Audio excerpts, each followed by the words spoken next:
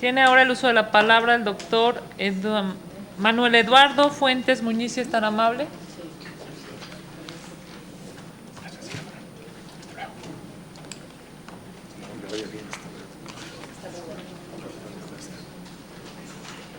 Tiene el uso de la palabra hasta por 5 minutos. Doctor, muchas gracias por su presencia. Muchas gracias.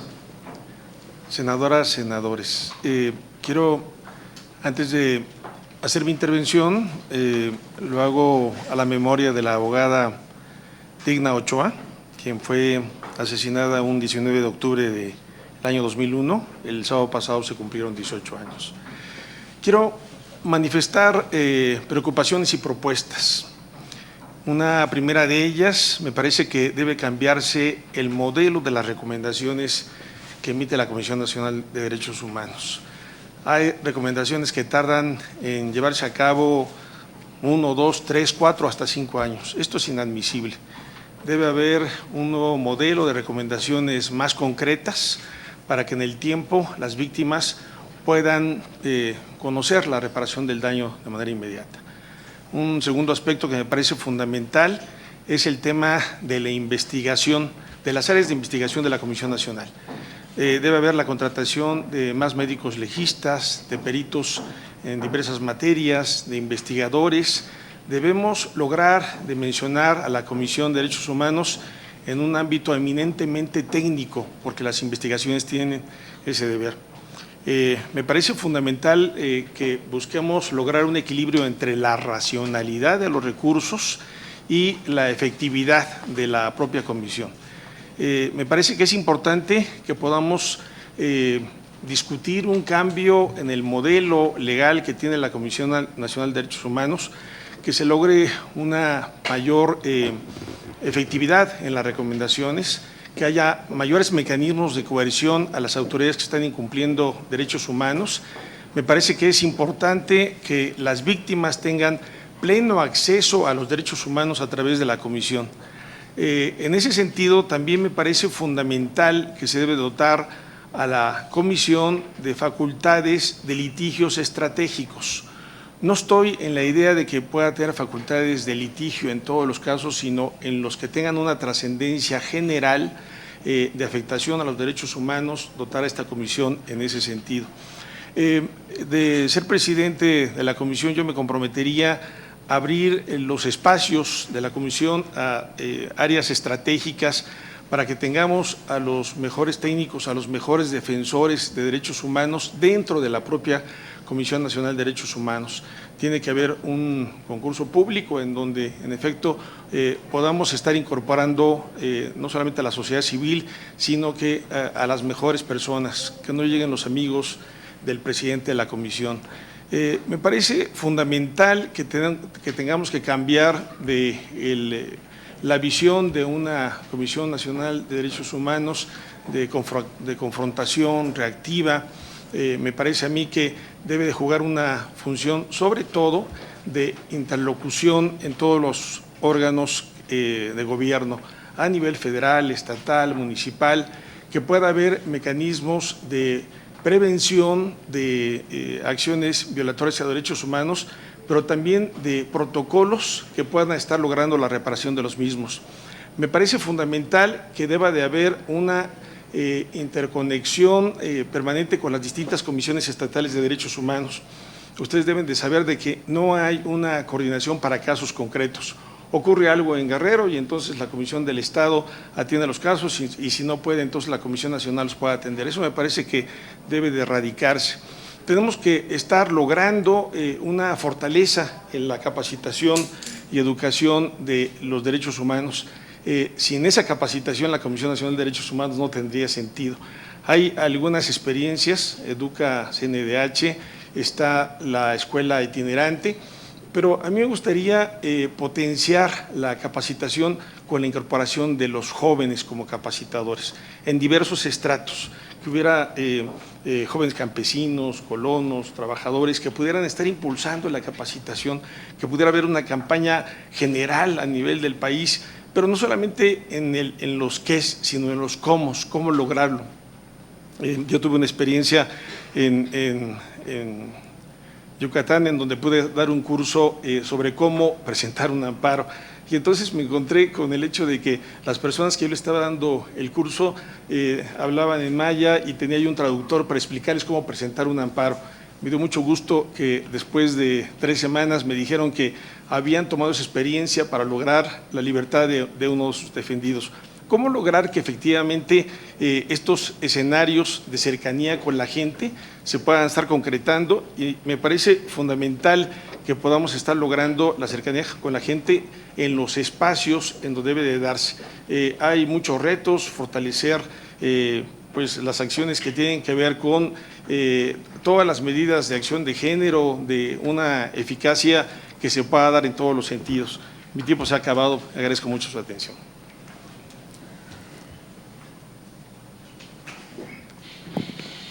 Gracias, licenciado. Las organizaciones preguntan, la CNDH informó que en 2018 se registraron 769 víctimas de feminicidios, lo que representa un incremento del 3.3% respecto de las cifras de 2017. Para usted, ¿cuáles son las principales causas de este fenómeno y qué le corresponde a la CNDH para asegurar la garantía de no repetición? ¿Cuáles son los 5 ejes o principios rectores de la reinserción social en México previstas en la Constitución Política de los Estados Unidos Mexicanos? Tiene hasta 4 minutos para contestar. Gracias. Sí, muchas gracias. Bueno, el tema de los feminicidios es un tema de enorme proporción. Desde luego que hay un tema de fondo que es la impunidad. No hay una respuesta efectiva del Estado, no hay un cumplimiento en efecto de la Agenda 2030, un empoderamiento de las víctimas, de las niñas, de las mujeres, un tema de responsabilidad efectiva. Me parece que es inadmisible que pueda haber una inacción en ese sentido y, bueno, obviamente no solamente está revisando las legislaciones, a veces las legislaciones son muy buenas, pero no hay mecanismos efectivos para dar cumplimiento a esto. Me parece que el tema de cambiar los modelos de la policía, de en efecto ser más científica y demás, pero lograr que efectivamente la autoridad cumpla con sus compromisos de estar llevando hasta las últimas consecuencias esta situación. Lo que hemos visto en las últimas semanas de estas reclamaciones y demás me parece que son inauditas, pero es mucho más inaudita la agresión a las mujeres. Sobre el tema de la reinserción social, en efecto está muy bien en la Constitución, en las legislaciones, pero no hay realmente una política de Estado cuando los presos salen y no hay en efecto mecanismos para que se puedan dar, salen, no encuentran algún empleo y obviamente a mí me parece que debe de ser un tema no solamente del Estado, sino de empresarios en lograr que efectivamente dentro de esos espacios se pueda lograr incluso una capacitación para ellos. Cuando uno entra a los reclusorios o demás, pues una buena parte de ellos no está haciendo nada. Me parece que tiene que haber una política realmente de que efectivamente la capacitación pueda darse y es un escenario que me parece fundamental. No solamente es el tema del empleo, fortalecer incluso los espacios de conocimiento de temas fundamentales. Conozco experiencias al interior de reclusorios en donde se da la capacitación, la profesionalización de muchos de ellos y salen con una carrera, actividades y bueno, obviamente pues es un tema complicado. En alguna experiencia me decía uno de los presos, ¿sabe qué? Me quedan 20 días para salir, pero no puedo quitarme esta cuestión de la droga como una necesidad. He mandado cartas y nadie me ayuda y si salgo otra vez voy a hacerlo. ¿Qué puedo hacer en ese sentido? Entonces, me parece a mí que este tipo de problemas son problemas muy importantes en donde efectivamente toda la sociedad pueda participar. Yo creo que una Comisión Nacional que se encargue de los temas de derechos humanos no puede llevar a cabo un cambio si no es con la participación de todas las instancias de gobierno. No solamente es el Senado, la Cámara de Diputados, el Poder Judicial, el Poder Ejecutivo, los empresarios, ver un sentido distinto a la temática de derechos humanos y me parece a mí que son enormes retos y no solamente ver que con leyes se pueden estar logrando estos cambios, sino efectivamente deben ser temas de compromiso de todos y cada uno de nosotros. Gracias, doctor. Senador. Gracias, bienvenido. Gracias. Un gusto. y por supuesto nos sumamos a la memoria, ¿no?, de Digno Ochoa. Tenemos acá pendiente una colocación de una placa, así que vamos a retomar el tema. Gracias.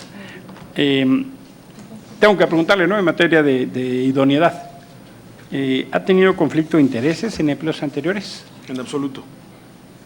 ¿Cuenta con algún conflicto de intereses en el presente? En absoluto. ¿Está o ha estado involucrado en casos de corrupción o fraude? Nunca. Gracias por sus respuestas. Buenas tardes. Buenas tardes. Siguiendo con estos indicadores, le pregunto, ¿cuenta con independencia político-partidaria? Absoluta. No pertenezco a ningún partido político. ¿Cuenta con independencia religiosa? Absoluta. No hay ninguna relación con ninguna instancia religiosa. Gracias.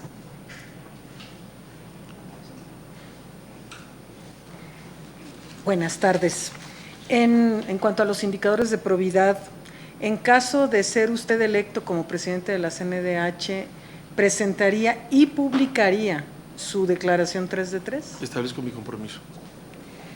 ¿Ha sido usted señalado, denunciado o cuenta con alguna sentencia condenatoria por violencia familiar o delitos sexuales? No, nunca. ¿Ha sido usted señalado, denunciado o cuenta con alguna sentencia condenatoria por incumplimiento de sus obligaciones alimentarias? En absoluto. ¿Ha expresado usted opiniones públicas en medios o en redes sociales contrarias a los derechos humanos? No, nunca, al contrario. Gracias. Buenas tardes. En cuanto a su experiencia, ¿está comprometido con la progresividad de los derechos humanos? Sí, ha sido mi trabajo toda la vida. Bien. ¿Ha trabajado con víctimas de violaciones a derechos humanos? Sí, toda mi vida ha sido enfocada a la protección, defensa de víctimas en todos los espacios, grupos campesinos, colonos, trabajadores, es mi vida. Gracias. ¿Algún otro senador? Sí, yo. Tengo dos temas que quisiera tratar con usted. Uno es, ¿cómo, si usted, en caso de que fuera el titular de la CNDH, usted impugnaría en el marco de sus atribuciones las legislaciones que retrocedieran o impidieran el derecho de las mujeres a decidir sobre su cuerpo? Esa es la primera pregunta que le hago. Y la otra pregunta que le hago es, de todas las acciones y recomendaciones que se han emitido al Estado mexicano, ¿cuáles cree usted que faltan en materia de derechos humanos de las mujeres? Gracias. Gracias. La CNDH adquirió una facultad en materia de derechos laborales que ha sido poco usada. ¿Puede usted citarnos algún caso que le parezca importante o, en su caso, qué haría usted para dinamizar esa facultad? Y la segunda es, usted ya participó en un consejo, ¿no?, en la Comisión de la Ciudad. ¿Qué rol le da al Consejo de la CNDH? ¿Qué se puede hacer? Y la tercera es, díganos tres ejemplos concretos de qué cosas haría para eficientar el proceso que usted ha mencionado de inicio, ¿no?, que por obvio tiempo no pudo desarrollar.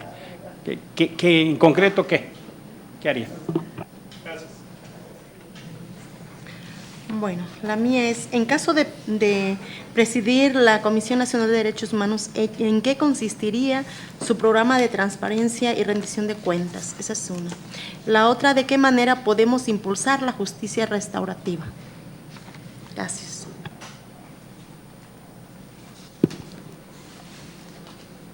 Doctor, adelante. Si es tan amable, tendría 4 minutos para dar respuesta y cerrar su presentación. Sí, muchas gracias. Bueno, en el tema de las legislaciones que estuvieran impidiendo que la mujer decidiera sobre su cuerpo, yo digo enfáticamente, por supuesto que las impugnaría, porque es un tema, yo digo, contrario a derechos humanos, que se impida que la mujer pueda decidir sobre su cuerpo en ese sentido, y me parece que las legislaciones más avanzadas tienen que ir precisamente en ese sentido.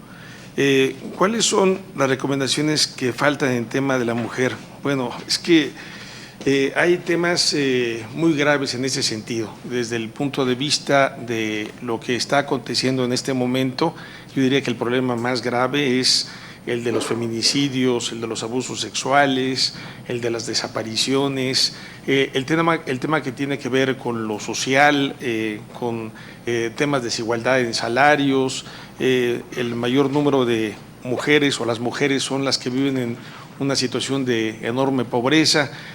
Tiene que ver con temas de derechos humanos sociales, pero también un tema de respuesta del Estado.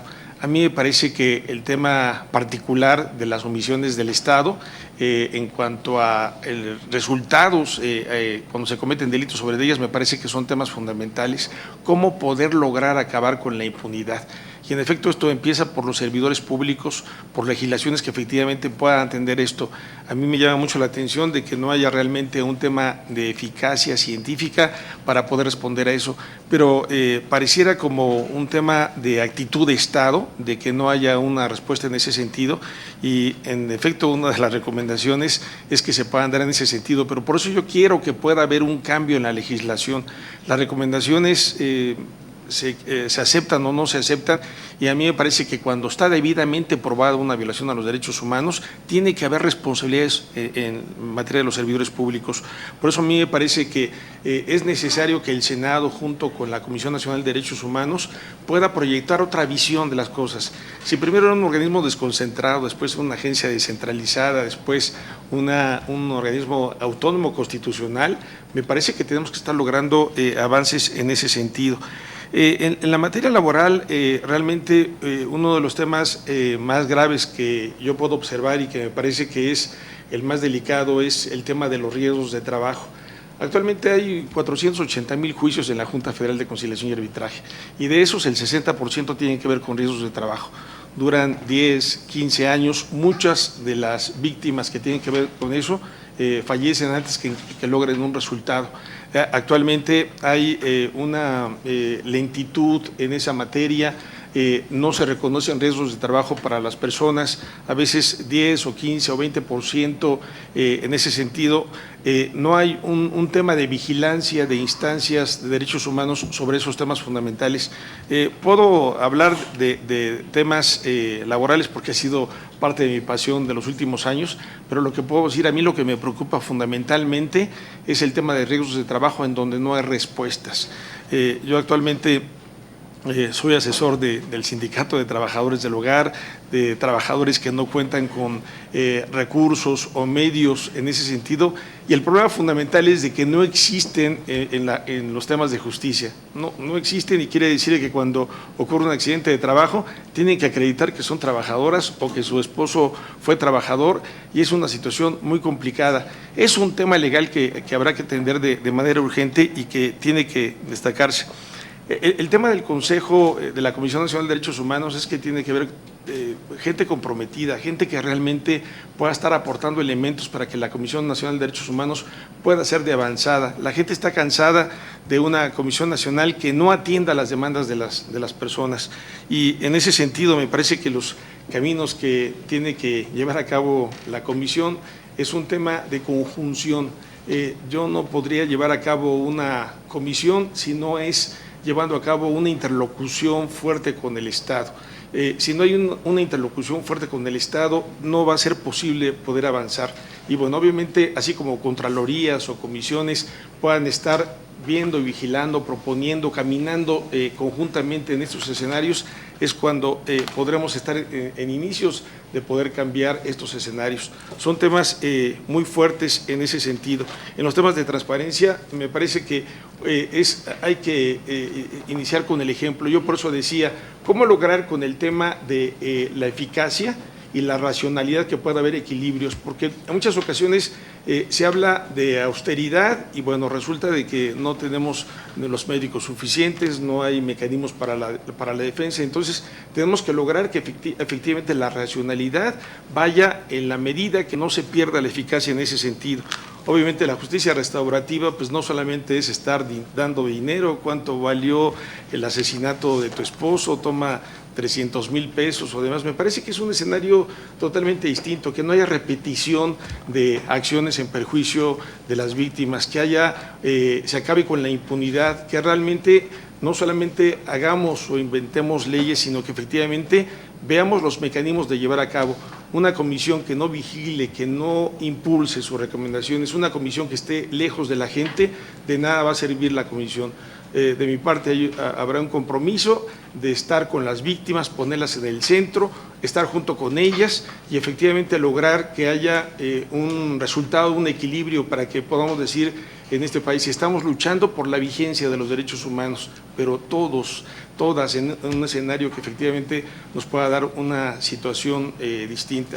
Ese es mi reto, por eso estoy aquí. Tengo el compromiso de que efectivamente las cosas puedan cambiar, pero no solamente es la posibilidad de una sola persona, tenemos que hacerlo todos en conjunto. Les agradezco. Muchas gracias, doctor Fuentes Muñiz. Manuel Eduardo, gracias por su presencia en el Senado esta tarde.